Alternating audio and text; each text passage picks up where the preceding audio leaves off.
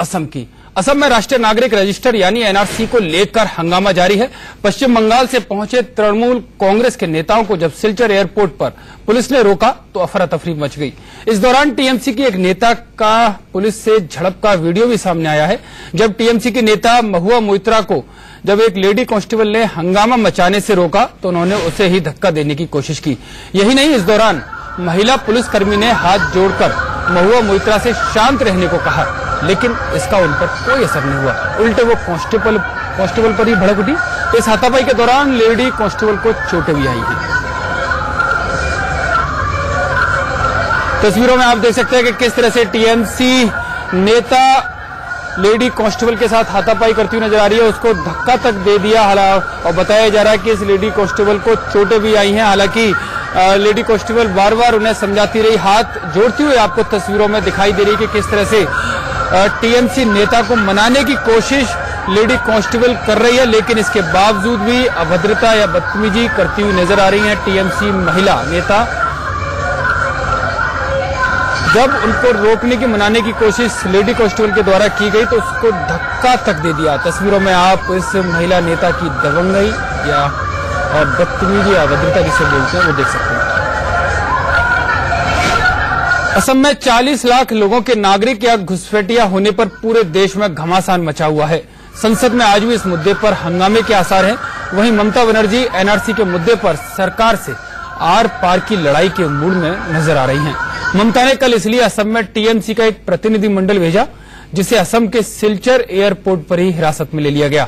इस दौरान टीएमसी सांसदों ने पुलिस वालों से बदसलूकी भी की। इसके बाद देर शाम टीएमसी के 6 सांसद और 2 विधायकों को हिरासत में ले लिया गया। अपने सांसदों और विधायकों से भड़की टीएमसी आज लोकसभा में विशेषाधिकार हनन का प्रस्ताव ला सकती है। सांसदों और विधायकों की गिरफ्तारी से भड़की ममता बनर्जी ने कहा, ये सुपर इमरजेंसी है। लगता है कि हर नागरिक ममता बनर्जी के स्टेटमेंट से इसी तरह इख्तिलाफ रखेगा, इसलिए कि ममता बनर्जी का स्टेटमेंट जो है बहुत ही गलत है और मुझे लगता है उन्होंने सही किया, इसलिए कि उस लोग अगर वो नहीं करते तो लोग समझते कि उन्होंने इस बात को एंडोर्स किया है। मुझे लगता है कि हर नागरिक और हर फर्द वहां पर जो घुसपैठिया नहीं है उसको ऐसी बात ममता बनर्जी की बात सही नहीं लगेगी जैसे टीएमसी के आसाम के चीफ को लगी, और मुझे लगता है कि इससे सबक सीखना चाहिए।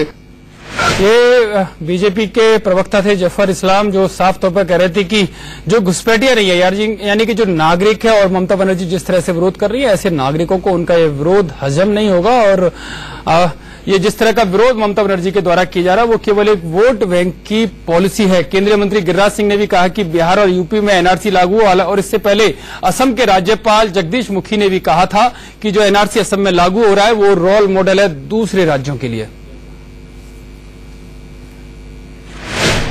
इस पर और ज्यादा जानकारी के लिए हमारे सहयोगी संजय शर्मा हमारे साथ लाइव जुड़ गए हैं। संजय, अगर मैं आपसे अभी जानना चाहूं तो हालांकि टीएमसी लगातार हंगामा कर रही है, दूसरे विरोधी दल भी हंगामा कर रहे हैं, जो एनआरसी है उसको लेकर अभी संसद में किस तरह की रणनीति बनाएंगे विरोधी दल? क्या इसी पर हंगामा रहेगा या संसद चलने देंगे?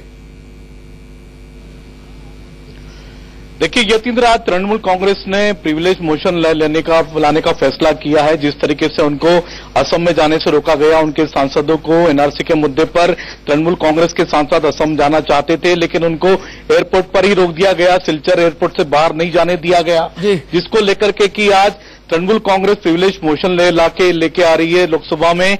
उनका यही कहना है कि अगर सांसद नहीं जा पाएंगे तो आम आदमी कैसे जाएगा, किस तरीके से सांसदों को रोका गया है। आज बड़ा मुद्दा रहेगा ये एनआरसी पर। तृणमूल कांग्रेस के सांसद हंगामा भी करेंगे और प्रिविलेज मोशन भी लेकर के आएंगे।